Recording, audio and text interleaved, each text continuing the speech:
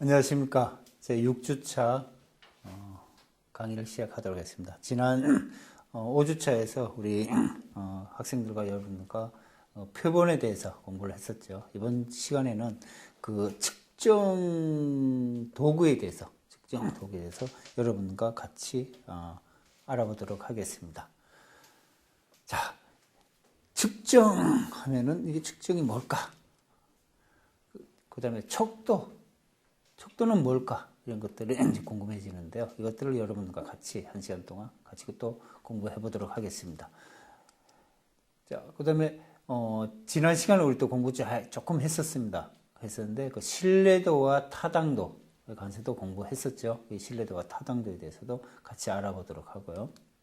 그 다음에, 좀 전에 얘기했던 척도도 같이 알아보도록 하겠습니다.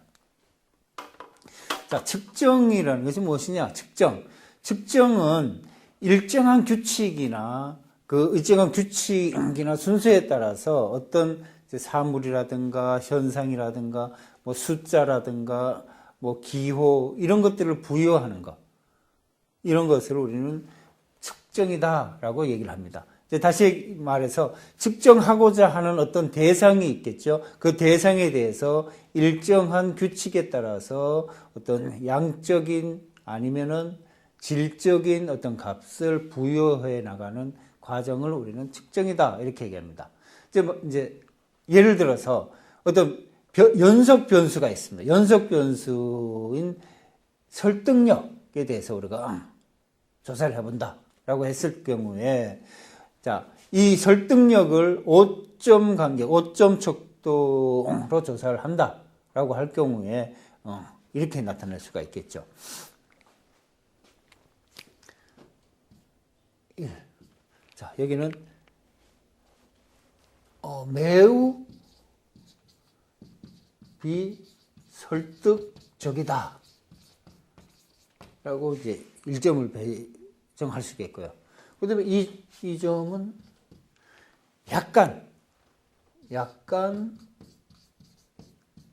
비설득적이다.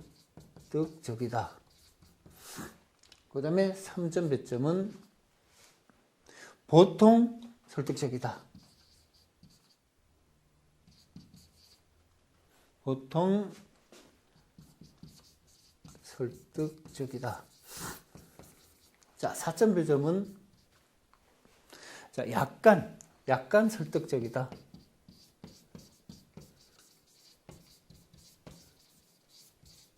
약간 설득적이다. 그 다음에 5점 배정은 어떻게 할 수가 있을까요? 매우 설득적이다.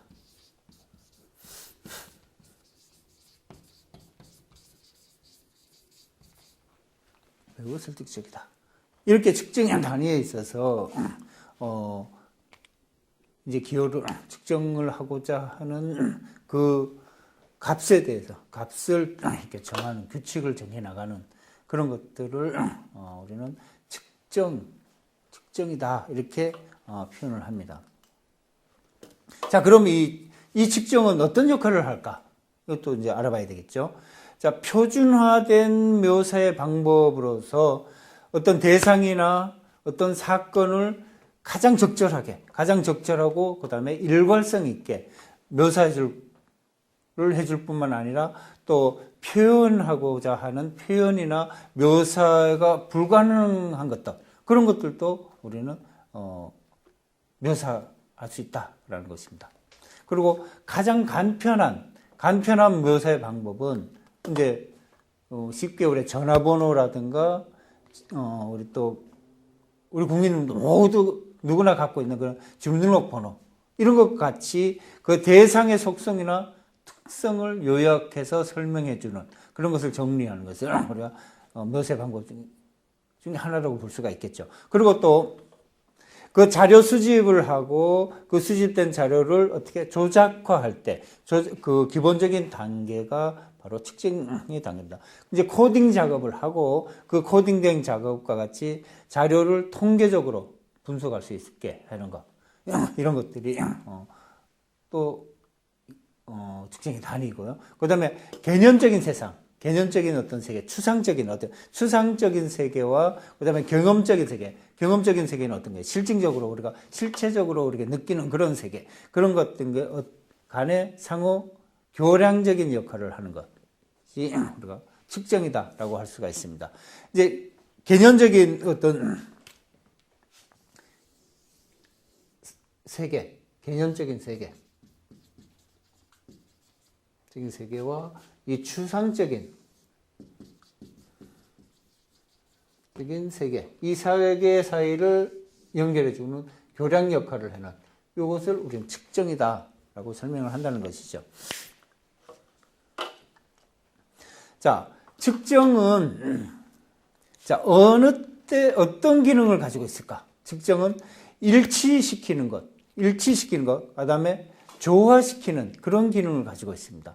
이론적 모델을 이제 현실 세계하고 이런 어떤 이론을 가지고 있는 그 모델하고 현실 세계와 대비시킬 때 이것을 연결해 주는 고리가 바로 측정이 하는 역할 중에 하나이죠.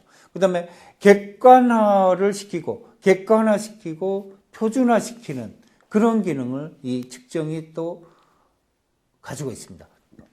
개념에 대한 측정이 없다면, 어떤 개념에 대한 측정이 없다고 한다면은 그 경험적인 검증뿐만 아니라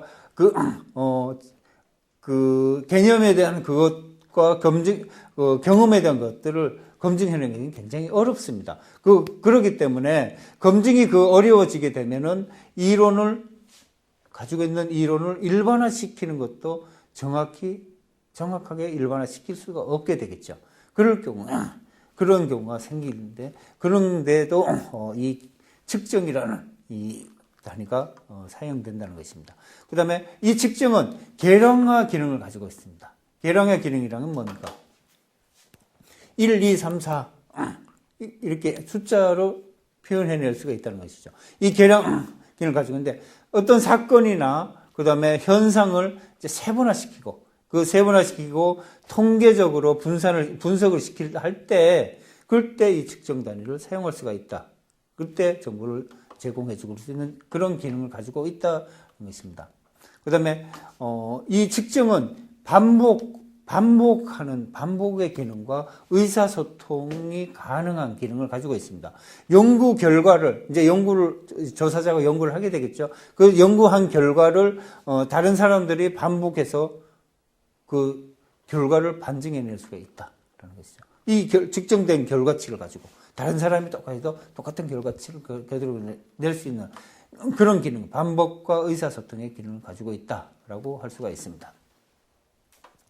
자, 측정을 하는 데 있어서 그 원칙이 있습니다. 이 측정의 원칙이 이제 있는데 그 몇 가지 원칙이 있는데 그 원칙 중에 이제 하나가 상호 베타성의 원칙입니다. 상호 베타성은 뭡니까?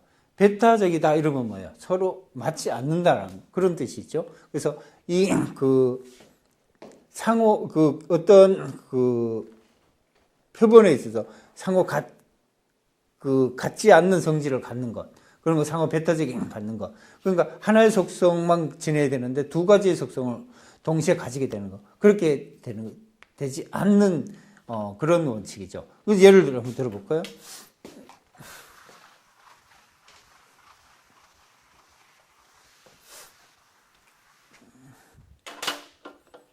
자, 어떤 표본에서 20세 이하 또 20세에서 30세까지 그 다음에 30세에서 40세까지 그 다음에 40세에서 50세까지 하나 더 할까요? 50세에서 60세까지 어떤 표본을 만든다라고 했습니다. 자, 여기서 상호 베타성이 원칙에 의해서 어떻게 돼? 결과는 위배가 되겠죠. 왜 위배가 될까요? 한번 찾아볼까요? 왜 그럴까요? 아까 제가 설명할 때 조사 대상에서 하나의 속성만 가져야 된다고 했죠. 두 가지 속성을 가지면 안 된다고 했습니다. 자, 여기서 볼까요? 20세 이하는 여기서 20세도 들어가죠. 여기 두 번째 표본에서 20세에서 30세까지. 그러니까 20세가 두 개의 속성을 가지죠. 그죠? 이거 30세 봅시다. 30세도 두 번째 단위의 표본에서와 세 번째 단위의 표본에서 30세가 똑같이 속성이 양쪽이 다 사용이 들어가는 이런 것이에요. 이렇게 되면은 이 표본으로서의 가치가 없다 되는 것이죠. 자, 그러면 똑같은 경우에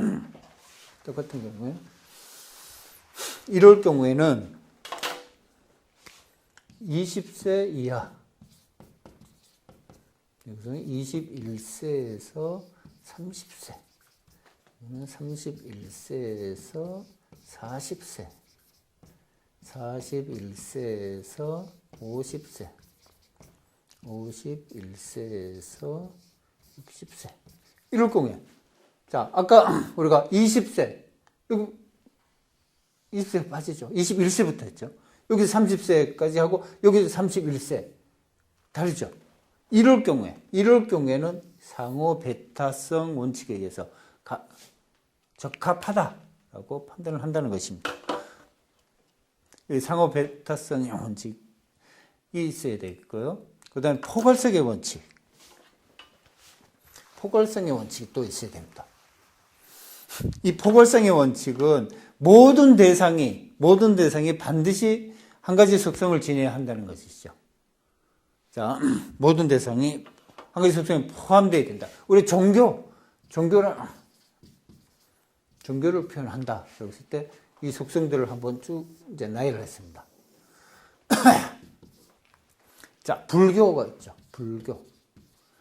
그 다음에 천주교 있습니다. 그 다음에 기독교. 그 다음에 종교 없음. 무교. 종교 없음. 무교. 이럴 경우하고 모든 대상이 포함되어 있네. 이것도 하나. 1번에 불교, 2번에 천주교, 3번에 기독교, 4번에 종교 없음,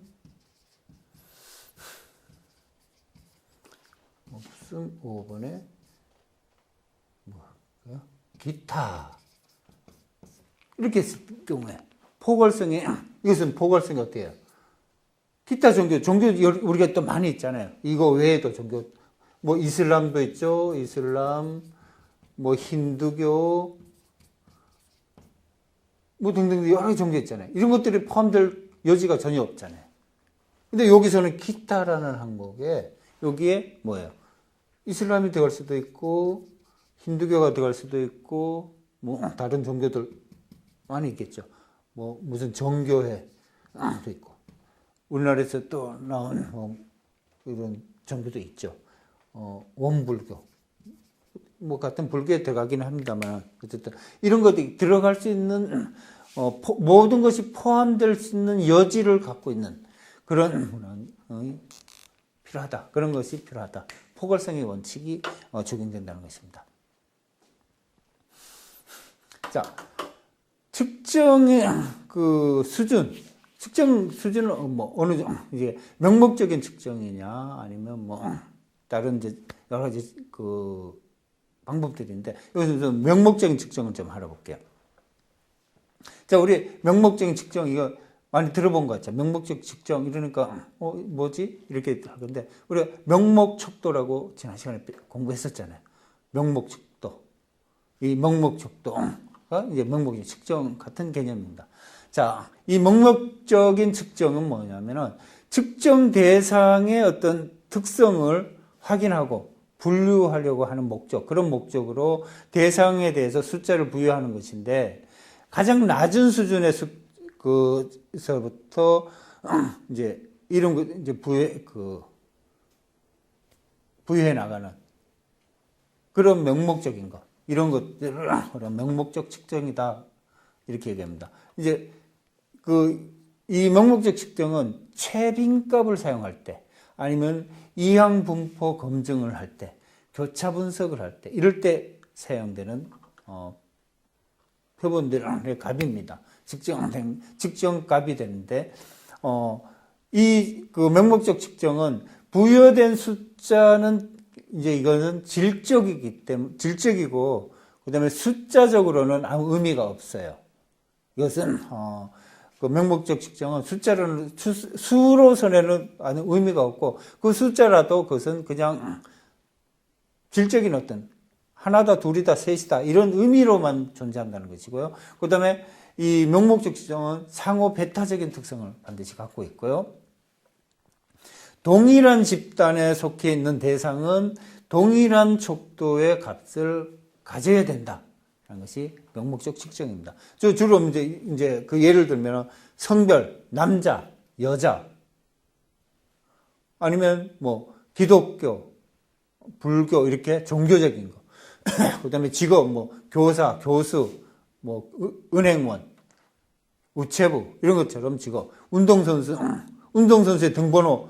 이제 오늘 저게 아시안게임 마라톤 오전에 했죠. 그 마라톤 그 나온 선수들 중에 뭐 등번호가 120번, 뭐 121번, 아니면 뭐 50번, 70번, 300번 이런 등번호가 숫자로서의 의미가 있나요? 전혀 숫자로서는 의미가 없어요. 그 사람을 표현하는 그 어느 나라 누구 선수라는 것을 표현하는 의미만 있다는 거죠. 이렇게 사용되는 것을 측정을 명목적 측정이다라고 얘기할 수 있습니다. 그리고 자동차 우리 그 시내 다니면 굉장히 많아요. 자동차에 전부 다 앞뒤에 번호판이 붙어 있습니다. 번호판에 이제 숫자가 다 돼 있죠, 숫자로. 1452호, 뭐 무슨 77주에 1462호, 이런 다음에 1462라는 게 뭐 어떤 의미가 있나요? 숫자에서 그 의미가 있나요? 그냥 차의 그 고유 번호, 그 고유 의미를 가지는 식별 번호일 뿐이지 그 숫자로서의 의미는 전혀 갖고 있지 않다라는 것이죠. 이런 것이 바로 명목적 측정이다라고 합니다. 그 다음에 서열적 측정. 문제 서열척도 우리 배웠죠? 이 서열척도와 같은 의미입니다. 자, 측정 대상 간의 어떤 순서를 밝혀주는 척도예요. 순서. 근데 이 측정 대상 간에서 크고 작고, 뭐 높고 낮고, 앞이고 뒤고, 뭐 아니면 위고 아래고 이런 대소, 고조, 전후, 상하 뭐 이런 것들에 따라서 서열화시키는 그런 개념이죠. 이제 이 서열화 척도는 서열적 측정은 정확하게 정량하기 어려운 어떤 그런 상황의 응답자의 태도, 응답자의 선호도, 그다음에 사회 계층 등 뭐 이런 것들을 측정할 때 사용하는 척도입니다. 이 척도는 서열들 간의 그 간격에 있어서 간격이 크고 작고 뭐 동일하지가 않아요. 동일하지 않고 절대적인 어떤 절대량을 나타내는 값이 아니다라는 것이죠. 예를 들어서 이제 반에서 1등한 학생하고 2등한 학생하고 성적의 차이가 2등한 학생하고 3등한 학생의 성적의 차이가 같지 않다. 서열의 크기가 다 다른다는 거죠. 자, 예를 들어 볼까요?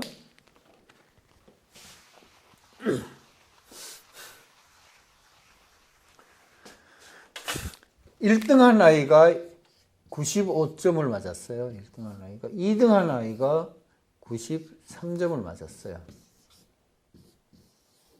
여러분, 이 차이는 뭐예요? 한 2점 차이가 있죠? 2점 차이가 있어요. 이 사이에 2점 차이가 있는데, 그러면 3등과 4등은, 3등은 85점을 맞았어요.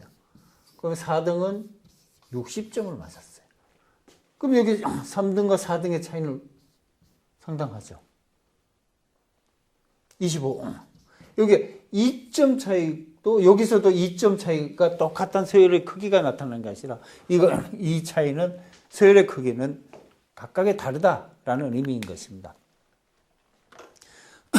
뭐 이제 예를 들어서 뭐 지체 장애자 1등급에서부터 뭐 6등급까지 있죠. 1등급과 2등급의 사이의 값과 5등급과 6등급 이 어떤 서열의 크기는 없다는 것입니다.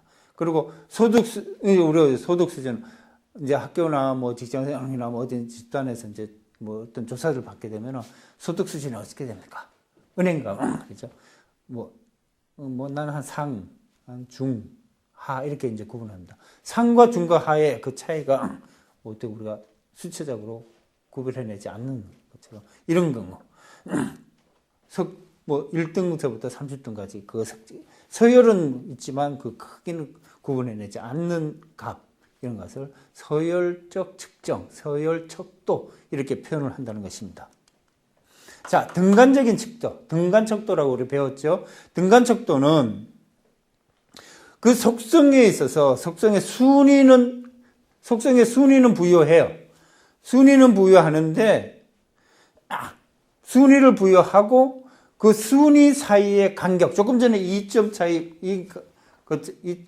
25점 차이 이렇게 그 크기가 다른 것처럼 것이 아니라 이 간격도 동일해요. 2점 차이, 2점 차이, 2점 차이, 2점 차이, 2점 차이 이렇게 이런 간격을 등간격이라고 그러죠. 그러니까 숫자 간의 간격이 같은 것, 등간격. 이런 거기 때문에 산술적 계산으로 어때? 산술적으로 플러스 할 수도 있고 마이너스 이런 것들에 사용될 수 있는 값, 척도 이런 것을 등간 척도라고 합니다. 그래서 이 등간 척도는 절대 0점이 절대 0점이 없기 때문에 곱하기나 나누기 이런 비율 계산에는 사용할 수는 없어요. 그 더하고 빼고 산술적 계산은 이제 플러스 마이너스는 가능한데 이것이 0의 개념, 절대 0점이라는 0점 개념을 갖고 있지 않기 때문에 나누거나 곱하거나 하는 이런 산술에는 사용할 수가 없어요. 비율 계산에는 사용할 수 없는 척도이기도 해요. 자, 우리가 이제 지수 어떤 지능지수, 우리가 지능지수 뭐 90, 91, 92, 지능지수 91과 92와 93과 이 사이의 등간은 뭐 비율은 똑같이 나가죠. 그 다음에 뭐 온도, 우리가 21도, 22도, 23도, 21도에서 22도 사이 더위하고 30도, 32도 사이 더위 크기가 어때요? 똑같아요. 1도 차이. 그 차이는 그 사이 간격은 같아요. 그 다음에 학력, 초등학교, 중학교, 고등학교, 대학교, 이런 학력, 이런 숫자적인 것까지 포함해서 우리는 그 간격과 등간의 사이 까지 같은 동일한 척도를 갖고 있는 것이 등간적 측정, 등간 척도, 이렇게 얘기를 합니다.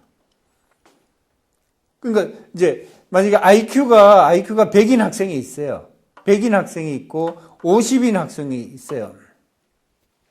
근데 100인 학생이 50인 학생의 2배로 머리가 좋은 거, 그거는 아니고요. 왜냐하면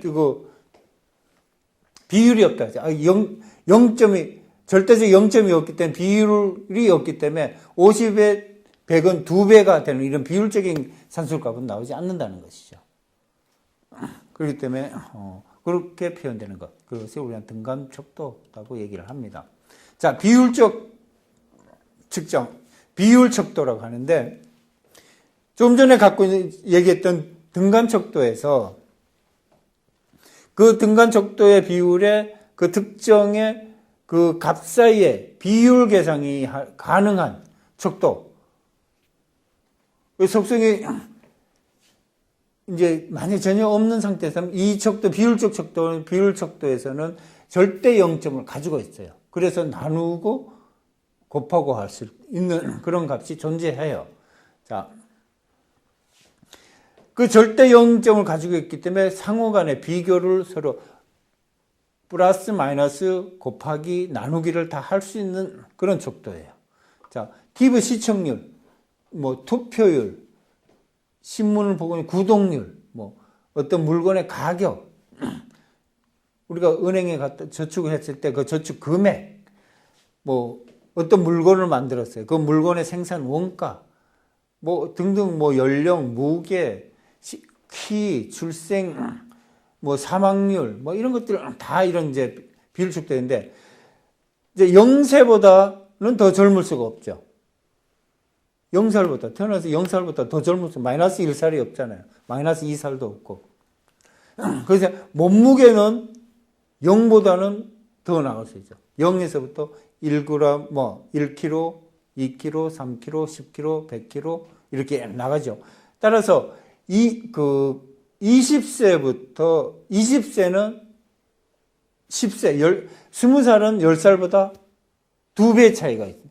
이건 비율적인 산술이 가능한 그런 계산이 가능한 척도가 그 비율적 척도, 측정, 비율적 측정, 뭐 비율 척도 이렇게 설명을 할 수가 있습니다. 자, 각 척도별로 특성적인 어떤 특성값은 특성별 차이점을 보면은 명목 척도와 서열 척도와 등간 척도와 비율 척도는 그 명목 척도는 이 순위를 갖지 않는다 그랬죠. 이름만 갖는다 그랬어요. 이름만. 그래서 순위를 갖지 않고 서열 척도와 등간 척도와 비율 척도는 순위를 가지고 있다는 것이고요. 그다음에 등간격이 일정하게 갖지 않는 것이 명목 척도와 서열 척도는 등간격이 일정하지. 서열 척도의 경우에는 서열은 같지만 그 등간이 일정한 값을 갖지 않는 그런 간격. 그리고 등간 척도와 비율 척도는 등간격을 갖고 있다라는 것이고 절대 0점은 비율 척도만 절대 0점을 가지고 있어서 더하고 빼고 나누고 곱할 수 있는 그런 요소들을 가지고 있고 나머지 명목 척도와 서열 척도와 등간 척도는 절대 0점을 가지고 있지 않다라는 것이죠. 자, 이런 것들은 이제 비교할 때 어떻게 그 명목 척도는 확인하고 분류를 할 수가 있고요. 그다음에 서열 척도는 순위를 비교해서 우리가 알아볼 수가 있고요. 그다음에 등간 척도는 그 간격의 크기, 간격을 비교해서 알 수가 있겠죠. 그리고 그다음에 비율 척도는 절대 0점을 갖기 때문에 절대적인 어떤 절대력의 크기를 비교해서 우리가 확인을 할 수 있다라는 것입니다. 자, 여기 이제 그 통계 분석을 할 때 명목 척도는 최빈값을 갖고 그다음에 서열 척도는 중앙값을 갖습니다. 그다음에 등간 척도는 산술 평균을 갖는 값을 갖습니다. 그리고 비율 척도는 우리가 이제 통계 분석을 할 때 기하 평균과 그다음에 모든 통계에서 사용을 합니다. 이런 차이점들을 가지고 있는 게 그 명목 척도와 서열 척도와 등간 척도와 비율 척도입니다. 요건 굉장히 중요한 내용이기 때문에 여러분께 꼭 이것을 숙지하고 있어야만 이 사회복지조사론에서 쉽게 공부를 접근을 할 수가 있습니다. 요 값은 꼭 외워서 여러분들이 가지고 있는 게 굉장히 중요하겠다라고 생각합니다. 자, 1차 시 여기까지입니다. 다음 잠시 후에 2차 시에서 여러분 다시 뵙겠습니다. 감사합니다.